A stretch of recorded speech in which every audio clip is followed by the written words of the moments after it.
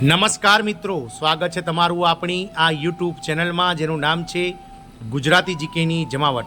તો મિત્રો 1 ફેબ્રુઆરી 2025ના રોજ જ્યારે નાણામંત્રી નિર્મલા સીતારમણ દ્વારા દેશનું વર્ષ 2025-26નું પૂર્ણ કદનું બજેટ રજૂ કરાયું, ત્યારબાદ ક્રમશઃ તમામ જે જિલ્લાઓ, તમામ જે રાજ્યો છે, રાજ્ય સરકારો પણ પોતાની વિધાનસભામાં પોતાના રાજ્યનું માટેનું બજેટ જે છે મિત્રો રજૂ કરી રહી છે। ગતરોજ મિત્રો પંજાબ, હરિયાણા, રાજસ્થાન, યુપી અને ગુજરાત જેવા જે વિકસિત રાજ્યો છે તેમણે પણ મિત્રો પોતાના બજેટ રજૂ કરી રહ્યા છે। ત્યારે આ રાજ્ય સરકાર દ્વારા બજેટમાં પોતાના રાજ્યના જૂની પેન્શન યોજના અંતર્ગત પેન્શન મેળવતા પેન્શનરોને વધારાનું પેન્શન મળશે તેવી જાહેરાત કરી છે અને નાણાં વિભાગ દ્વારા જે છે તે મિત્રો રાજ્ય સરકારે આના માટે આદેશ પણ જારી કરાયા છે। જાણીએ વિડીયોમાં વિગતવાર કે હાલમાં ચાલી રહેલા બજેટોના મોસમમાં કઈ રાજ્ય સરકાર દ્વારા બજેટમાં પેન્શનરોને વધારાનું પેન્શન આપવાને લઈને જાહેરાત કરવામાં આવી છે તે આજના વિડીયોમાં વિગતવાર મિત્રો અમારી અંત સુધી અમારા સુધી બની રહો અને જો ચેનલમાં આપ નવા હોય તો અમારી ચેનલને તમે લાઇક, શેર, સબસ્ક્રાઇબ કરી બાજુમાં રહેલું બેલ આઇકોન દબાવીને ઓલ નોટિફિકેશન ઓન કરી લો, જેથી કરીને ચેનલ પર મૂકવામાં આવતા આવા પેન્શનર્સ, કર્મચારી વગેરેને લગતા ન્યૂઝ તમને અમારી ચેનલના માધ્યમથી સરળતાથી ઉપલબ્ધ થઈ જાય। તો આ રાજ્ય સરકાર તરફથી મોટી ભેટ કર્મચારીઓને આપવામાં આવી છે। જ્યારે બજેટ સત્ર ચાલી રહ્યું છે વિધાનસભામાં, ત્યારે વિધાનસભામાં ગતરોજ બજેટ સત્ર દરમિયાન આ કર્મચારીઓ માટે એટલે કે પેન્શનર્સો માટે વધારાનું પેન્શન જે છે તે નાણાં વિભાગ દ્વારા જારી કરી દેવામાં આવ્યું છે। નાણાં વિભાગના આદેશ મુજબ 95 થી 100 વર્ષની વયના લોકોને મૂળભૂત પેન્શન અથવા તો કુટુંબ પેન્શનના 50% અને 100 વર્ષ કે તેથી વધુ ઉંમરના વરિષ્ઠ પેન્શનરોને મૂળભૂત પેન્શન એટલે અથવા તો કુટુંબ પેન્શનના 100% મળશે।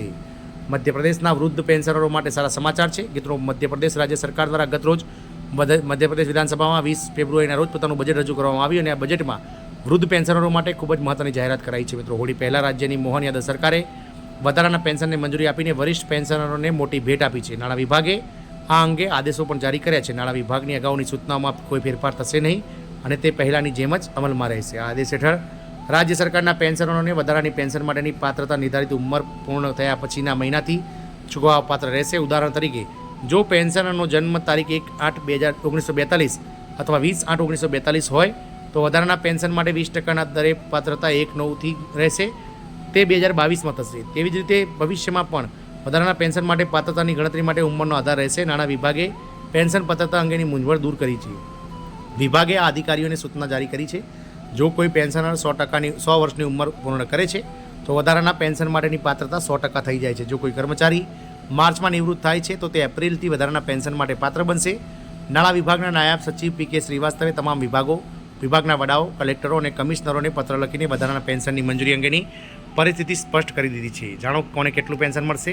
આ આદેશ હેઠળ હવે 80 થી 85 વર્ષની ઉંમર પૂર્ણ કરનાર વરિષ્ઠ નાગરિકોને 20% વધારાનું પેન્શન મળશે। 85 થી 90 વર્ષની વયના લોકોને 30% મૂળભૂત પેન્શન અથવા કુટુંબ પેન્શન વધારે મળશે। 90 થી 95 વર્ષની વયના લોકોને 40% મૂળભૂત પેન્શન અથવા કુટુંબ પેન્શન મળશે।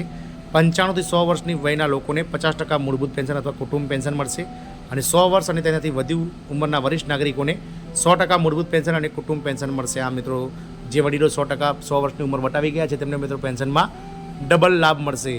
જોવાનું એ રહેશે કે રાજ્ય સરકાર દ્વારા જે આ નાણાં વિભાગ દ્વારા સ્પષ્ટતા કરવામાં આવી છે તેને લઈને મિત્રો કર્મચારીઓ જે દુવિધામાં હતા જે મિત્રો તેમને મિત્રો સમજણ પડી ગઈ છે। જય હિન્દ, અસ્તુ।